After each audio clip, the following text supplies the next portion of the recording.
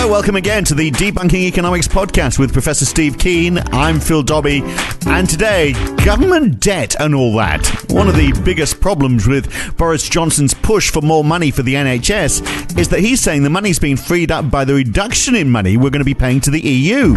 But as we explore again, governments don't have to balance budgets like households. If we want more money for the NHS, we should just get the Bank of England to create it. That's all. So Boris Johnson wants an extra £100 million to be spent on the NHS, a little less than was promised on the side of the Brexit bus. But his argument is that people need to see the material benefit of leaving the EU. And that is that there is more government money to spend on services like the NHS, money that we are currently paying to the EU. But does it actually work like that? On the podcast, we've talked about a lot in the past how the government can create money through their central bank, in the UK's case, through the Bank of England.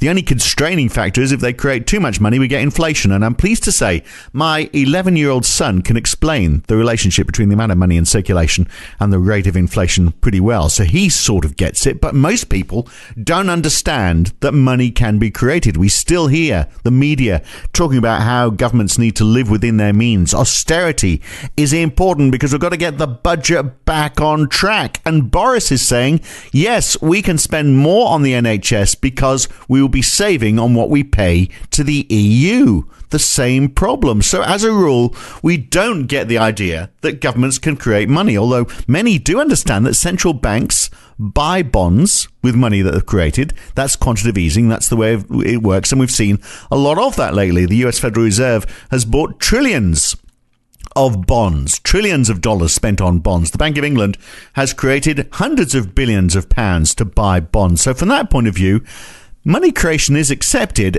so it's sort of part of conventional wisdom these days. So, Steve, it seems there is a bit of an understanding that money can be created to get us out of trouble. Well, only a bit of an understanding, and the panic level stuff about the government having to live within its means, it was used so effectively by the Tories to win the last election and to win the 2010 one as well, the 2010 and 2015 elections. They can't trumpet that as triumphantly as they used to because all sorts of stuff-ups have occurred afterwards.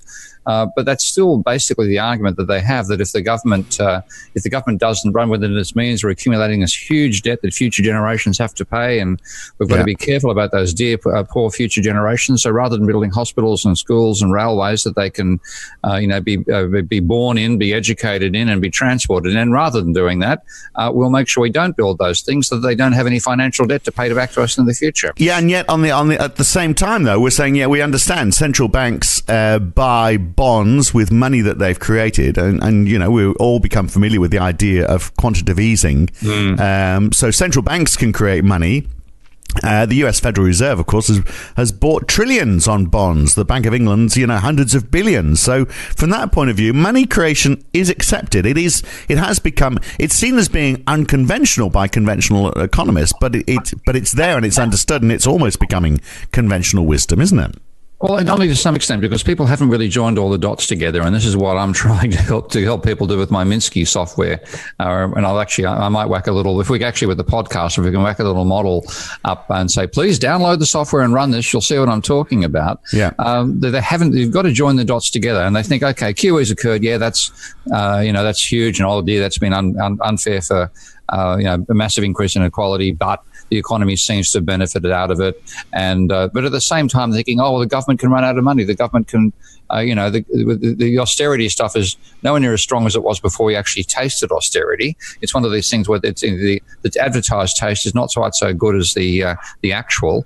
One of my favorite little jokes on that front, let's get a joke into the podcast here. Bill Gates dies and gets to heaven, and St. Peter says, oh, well, if somebody as important as you actually get a choice. You can choose between heaven or hell. And somebody invented Microsoft Windows. You've got to get the choice. And he gets taken on a tour. I think you should go to hell just for that. To be honest, hang on a second. He goes on a tour. Exactly. He goes on a tour of heaven, and there's these people sitting around, floating on clouds, playing harps and contemplating and being very meditative. And he goes down to hell, and there are these wild parties with sexy women everywhere, and wine and women and rapacious behaviour occurring. It looks fabulous. He says, I'll choose hell. And he gets to hell and finds himself on a rack, having his flesh stripped off and reattached and stripped off again, and acid poured all over him. And he says, "What the hell? What about the advertisement?" And he said, "Oh, that was the advertisement in the pre-release version, not the actual thing." Right. I have no idea how that has anything to do with what we were saying before. It did sort of. But we were talking about how bonds are created and how people. Well, is people not connecting the dots. Yeah. And the taste and the argument about austerity being good for you, being rather different to actually experiencing austerity in the flesh. And that's what's actually happened. People got to say, well, austerity will mean the government's got the government can save for a rainy day, so we'll have cash available when a crisis occurs to be fixing it up after the crisis. You've got to repair the roof while the sun is shining. Those sorts of little analogies being used all the way through. Then people experience it and they find actually what we do is we don't even build the roof in the first place. Yeah. Okay, so that's what's actually happened with austerity, and that's why they're not selling it as well, but people still haven't connected the dots that maybe austerity is not a good idea, maybe it's an extremely bad idea.